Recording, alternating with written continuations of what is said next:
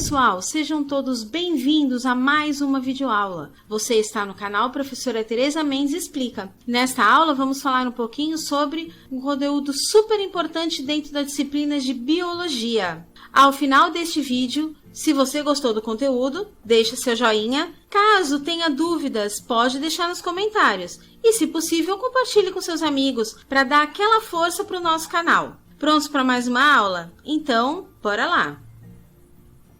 Nessa aula, vamos falar um pouquinho sobre ecologia. Dentro de ecologia, nós temos aí alguns conceitos que vamos falar no decorrer da aula. Vamos começar falando sobre habitat. Então, um habitat é um local onde vive todos os seres vivos, né? Então, no caso aqui eu coloquei alguns exemplos. A gente tem aqui o pica-pau, que tem o seu habitat as árvores. A gente tem aqui um golfinho, que tem o seu habitat como o oceano.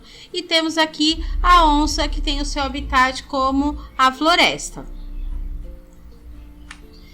Próximo conceito seria, então, nicho ecológico. O nicho ecológico nada mais é do que o papel que o ser vivo desempenha na natureza. Então, eu coloquei aqui alguns exemplos. Nós temos aí as algas, que são produtoras, base da cadeia alimentar. Nós temos aqui os fungos, que são decompositores, é a etapa final de uma cadeia alimentar. E nós temos aqui as abelhas, que são polinizadoras. Dentro dos conceitos, nós temos um termo chamado fragmentação, que nada mais é do que a divisão de um ecossistema em partes menores. Isso pode ser causado por fatores naturais, como incêndios, como queimadas, no caso, de origens naturais, um superaquecimento decorrente ao sol na floresta, pode causar uma fragmentação. Esse é um exemplo. E as antrópicas são aquelas que são causadas pelo homem, como o desmatamento, por exemplo. Dentro desse conceito, nós temos o que a gente chama de corredores ecológicos e temos o efeito de borda. O efeito de borda nada mais é do que as alterações climáticas que vão ocorrer nas bordas dessas fragmentações. Então, aqui a gente tem um exemplo na imagem, onde tinha uma floresta um pouco mais densa e aqui algo menos denso por conta de algum fator, seja ele natural ou seja ele antrópico. Os corredores ecológicos, eles existem porque são áreas de vegetações que vão acabar conectando esses fragmentos. Então, aqui a gente tem uma área fragmentada deste lado e uma área fragmentada deste lado. Então, aqui nós temos um corredor ecológico onde ocorre aí o transporte de espécies, até mesmo de polinizadores, para que não tenha nenhum prejuízo nem para um lado que foi fragmentado e nem para o outro que foi fragmentado. Níveis de organização é outro conceito. A gente tem um videozinho que fala sobre níveis de organização, então vale a pena vocês conferirem. Aqui eu vou falar sobre o conceito do nível de organização.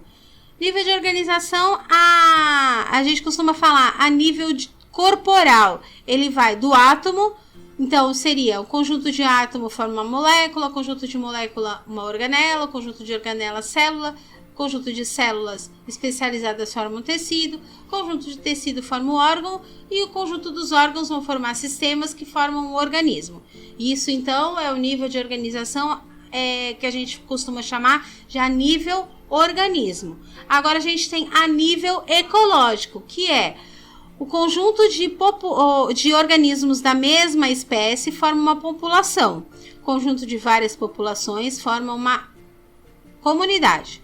Conjunto de comunidades com os fatores bióticos e abióticos, que, por sinal, são conceitos também relacionados com a ecologia. Fatores bióticos são aqueles que têm vida, fatores abióticos, aqueles que não têm vida, como água, solo, terra, sol e por aí vai. Então, esses fatores bióticos e abióticos, junto com formando as comunidades, né, que são os fatores bióticos, relacionando o clima, a vegetação, tudo isso forma um ecossistema. Esse ecossistema ele se torna mais abrangente quando forma um bioma. E todos os biomas acabam formando a biosfera, que é o lugar do nosso planeta onde tem vida. Aí a gente fala também um pouquinho sobre metabolismo, né? Metabolismo nada mais é do que reações químicas que ocorrem nos seres vivos. Então a gente tem dois tipos de metabolismo, que se chama catabolismo e anabolismo. Então vamos começar falando sobre catabolismo. O catabolismo nós temos as moléculas, e essas moléculas vão sofrer vários processos e vão acabar sendo quebradas, ou seja, vão ser diminuídas, gerando compostos, moléculas cada vez menores, para que isso possa ser então convertido em energia no organismo. Então, a gente costuma falar que o catabolismo ocorre a quebra das moléculas. E o anabolismo já é o contrário. São as reações que acabam construindo as moléculas a partir de compostos menores. E isso acaba precisando de energia para acontecer. Então, a gente tem no anabolismo uma junção de moléculas. No catabolismo, a gente tem uma separação, uma quebra de moléculas. Cadeia alimentar. Cadeia alimentar é muito comum a gente estudar a cadeia alimentar, porque são representações das relações alimentares que existem entre esses seres vivos em um ambiente. Então, nas cadeias alimentares, nós temos aí os produtores, os consumidores e os decompositores. Os produtores, eles são organismos que produzem o seu próprio alimento. Então, eles são autótrofos, mas eles podem ser fotossintetizantes, como as plantas, ou quimiosintetizantes, como as bactérias. Nós temos os consumidores, que são organismos que vão ingerir outros alimentos. Nesse caso, nós temos os heterótrofos, né? Porque são aqueles organismos que precisam de outro ser para se alimentar, e eles são chamados de consumidores numa cadeia alimentar. Aí a gente tem os níveis de consumidores. Consumidor primário sempre são os herbívoros, que são aqueles que vão se alimentar de produtores. Já os consumidores secundários, terciários e quaternários são carnívoros ou onívoros. Carnívoros é aquele que só se alimenta de organismos com carne, e herbívoros onívoros são aqueles que se alimentam tanto de alimentos de origem animal quanto de origem vegetal.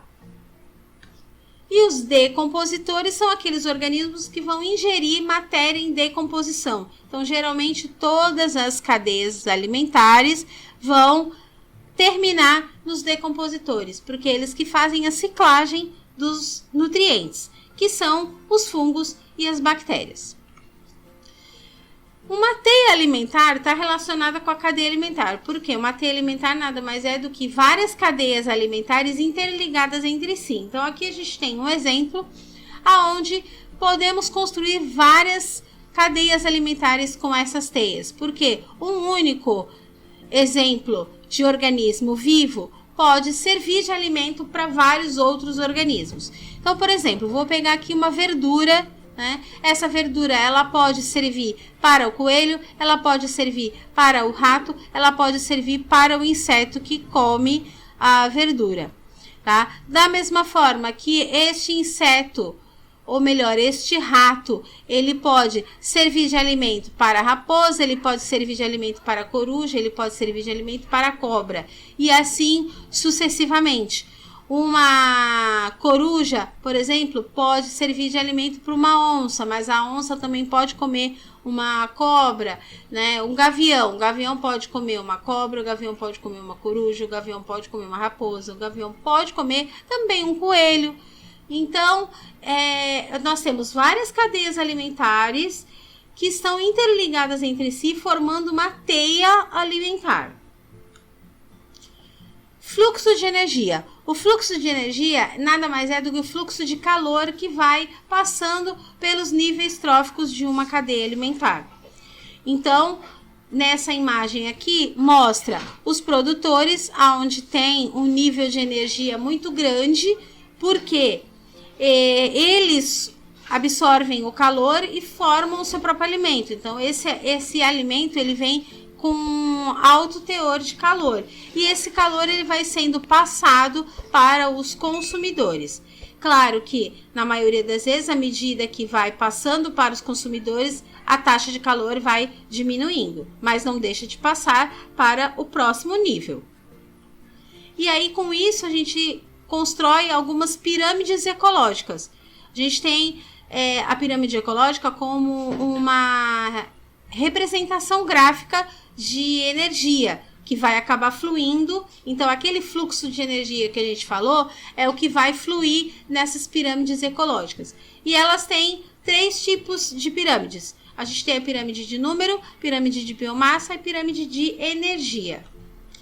A pirâmide de número, a gente tem aqui no ambiente terrestre. Se a gente for analisar essas duas pirâmides, a gente vai ver que tem, no caso de números, está relacionado com números, com a quantidade de indivíduos. Então, a gente tem aqui uma quantidade grande de capim para uma determinada quantidade de coelho, para uma determinada quantidade de raposa. Então, esse número, ele vai diminuindo. E a gente tem também a pirâmide que se chama invertida.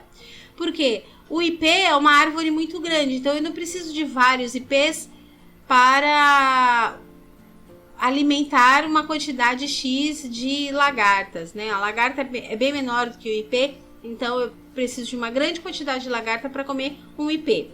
E necessariamente uma ave pequena come várias quantidades de lagarta.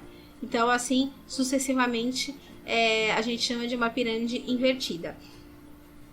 Já no ambiente aquático, vai sempre ser desta forma a quantidade de indivíduos, porque sempre tem mais fitoplâncton do que zooplâncton, e assim sucessivamente aumentando aí na cadeia alimentar e no fluxo de energia. No caso, a pirâmide de biomassa está relacionada com a massa desses indivíduos vivos, tá? Então, aí mesmo fluxo de energia pode mudar se a gente mudar o tipo de pirâmide. Eu preciso de uma quantidade muito grande de capim, porque o coelho come bastante capim e a raposa vai comer o coelho. Nesse caso aqui, a lagarta precisa de uma quantidade de IP, de massa, e não de indivíduos. Então tem que tomar bastante cuidado para não confundir a pirâmide de biomassa, que a gente está falando de massa, está falando de quantidade ingerida, e não de número de indivíduos ingeridos, tá? E, por último, a pirâmide ecológica de energia. Então, essa de energia é a quantidade de energia. É claro que os produtores sempre vão passar a energia, muito mais energia do que os consumidores. Quanto mais longe, quanto maior o consumidor, ou seja, terciário, quaternário, menor a energia que esse indivíduo vai absorver daquele alimento, porque essa energia vai se perdendo ao longo do tempo. Muito obrigada por assistir essa aula. Espero que tenham aprendido bastante. Agora, aproveitem o mapa mental que eu deixei para organizar e facilitar os seus estudos. Então, até a próxima!